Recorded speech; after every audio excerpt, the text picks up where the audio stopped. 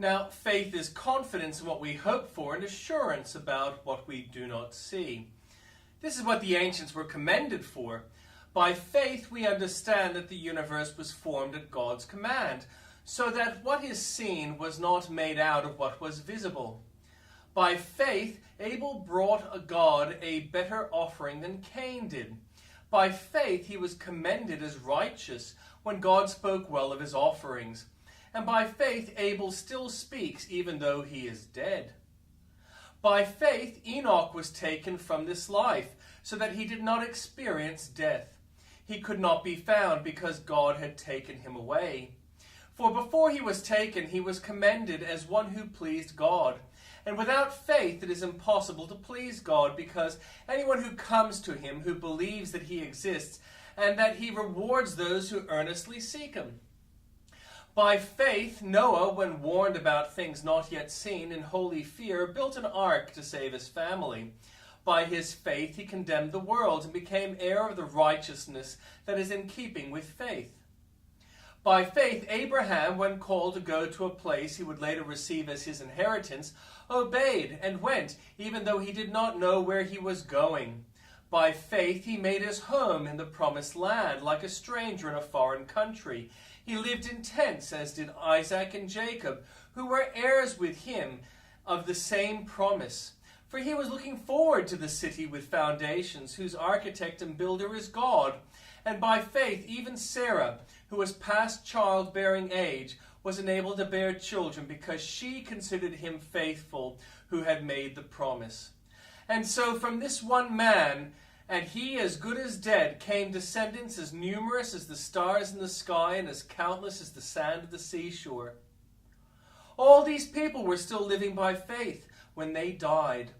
They did not receive the things promised. They only saw them and welcomed them from a distance, admitting that they were foreigners and strangers on earth. People who say such things show that they are looking for a country of their own.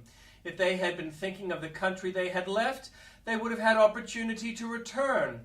Instead, they were longing for a better country, a heavenly one. Therefore, God is not ashamed to be called their God, for he has prepared a city for them. By faith, Abraham, when God tested him, offered Isaac as a sacrifice. He who had embraced the promise was about to sacrifice his one and only son, even though God had said to him, "It is through Isaac that your offspring will be reckoned." Abraham reasoned that God could even raise the dead, and so, in a manner of speaking, he did receive Isaac back from the death. And the Old Testament reading. In my 30th year, in the 4th moon, on the 5th day, while I was among the exiles by the Kibar River, the heavens were opened, and I saw visions of God. On the 5th month, it was the 5th year of the exile of King Jehoiakim, the word of the Lord came to Ezekiel the priest, the son of Buzi, by the Kibar River, in the land of the Babylonians. There the hand of the Lord was on him. I looked, and I saw a windstorm coming out of the north, an immense cloud with flashing lightning and surrounded by brilliant light. The center of the fire looked like glowing metal, and in the fire was what looked like 4 living creatures. In appearance their form was human, but each of them had 4 faces and 4 wings. Their legs were straight, their feet were like those of a calf and gleamed like burnished bronze.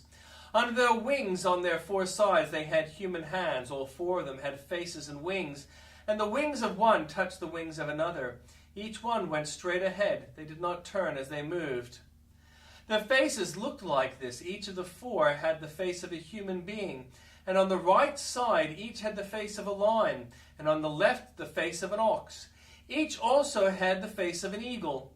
Such were their faces. They had 2 wings spreading outwards, each wing touching that of the creature on either side, and each had 2 other wings covering its body.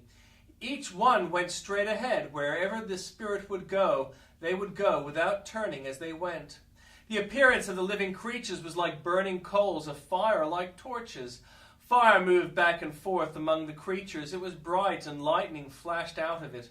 The creatures sped back and forth like flashes of lightning. As I looked at the living creatures, I saw a wheel on the ground beside each creature with its 4 faces. This was the appearance and structure of the wheels. They sparkled like topaz, and all 4 looked alike. Each appeared to be made like a wheel intersecting a wheel. As they moved, they would go in any one of the four directions as the creatures faced. The wheels did not change direction as the creatures went. Their rims were high and awesome, and all four rims were full of eyes all around. When the living creatures moved, the wheels beside them moved, and when the living creatures rose from the ground, the wheels also rose. Wherever the Spirit would go, they would go, and the wheels would rise along with them, because the spirit of the living creature was in the wheels.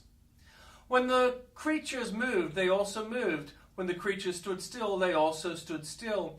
And when the creatures rose from the ground, the wheels rose along with them, because the spirit of the living creature was in the wheels. Spread out above the heads of the living creatures was what looked like something like a vault, sparkling like crystal and awesome. Under the vault of their wings were stretched out one towards the other, and each had two wings covering its body.